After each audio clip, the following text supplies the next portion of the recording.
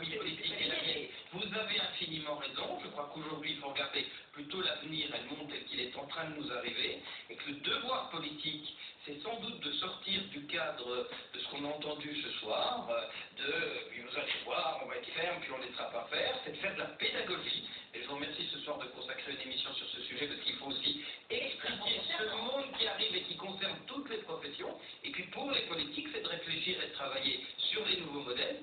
Et ça, je dois dire, si je suis très franc avec vous, que je ne vois pas beaucoup d'officines politiques, ni à gauche ni à droite, qui travaillent sur ces sujets. Avec des logiciels des années 70.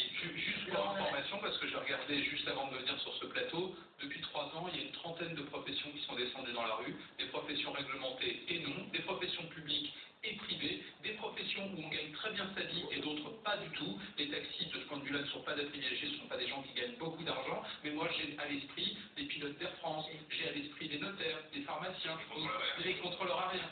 Il y a une trentaine de professions, donc à chaque fois qu'on touche à quoi que ce soit, le corporatisme, et c'est normal d'une certaine manière, on défend son bout de grade, son fonds de commerce, comme disait Emmanuel tout à l'heure, et regardez, le politique est changé de j'entends ce que vous dites, mais beaucoup de professions descendaient parce qu'il y avait une loi, parce qu'il y avait une décision politique qui remettait en cause leur modèle.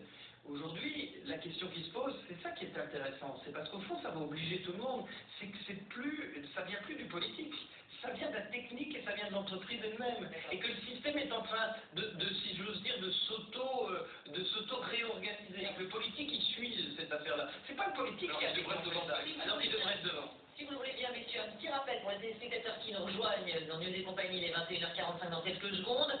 Les faits, donc, c'est cette réunion entre Bernard Cazeneuve, le ministre de l'Intérieur, et les taxis jusqu'à 21h à peu près. Le ministre de l'Intérieur, à l'issue, qui a fait un certain nombre de propositions. Écoutez ce qu'il a dit. Uberpop est un service illégal. Il doit par conséquent être fermé. L'exploitation de conducteurs en situation de précarité par une entreprise valorisée à plus de 40 milliards d'euros en bourse, l'exercice illégal d'une activité sont autant d'archaïsmes, d'infractions au droit que le gouvernement se refuse à considérer comme des progrès. La modernité, c'est l'innovation, c'est la qualité de service, c'est l'économie de partage. Ce n'est pas le travail dissimulé et le travail clandestin organisé contre toutes ces règles de droit par la société Uberpop.